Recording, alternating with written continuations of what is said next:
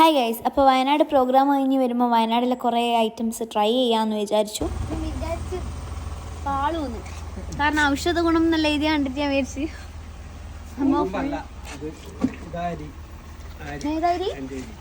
അരിപ്പായസം തന്നെ. ഈ അരി വെച്ചിട്ടാണ് ഉണ്ടാക്കുന്നത്. മുളയരിയോ? ഇതാ മുളയരി അല്ലേ നമ്മളെ നോർമൽ അരിപ്പായസം പോലെ തന്നെ. ഇതാണ് മുളയരിപ്പായസം. പിന്നെ ഇതാണ് ബബ്ലൂസ് നാരങ്ങ. ബബ്ലൂസ് എന്നാണ് പറയുക. എന്ന് വെച്ചാൽ വലിയ നാരങ്ങയാണ്. നമ്മൾ സാധാരണ കഴിക്കുന്ന ഓറഞ്ച് ഇല്ലേ, അതെന്ന് വെച്ചാൽ നല്ല ഭയങ്കര മധുരവും ഭയങ്കര പുളിയും എല്ലാം ആയിരിക്കുമല്ലേ, അത്രയില്ല, കുറച്ച് മൈൽഡ് ടേസ്റ്റാണ്. അതിൻ്റെ ടേസ്റ്റ് പക്ഷേ അതിൻ്റെ ഒരു ലൈറ്റർ വേർഷനാണ്, പക്ഷേ വലുതാണ്. ഇവിടെ തന്നെ അതിൻ്റെ ഇതൊക്കെ ഉണ്ട്, ചെടിയൊക്കെ ഉണ്ട്.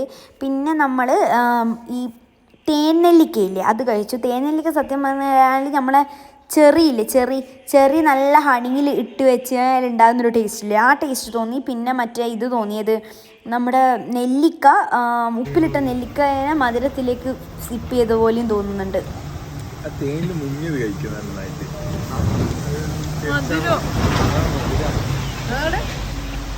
എനിക്ക് സാധാ നെല്ലിക്ക ഇഷ്ടം.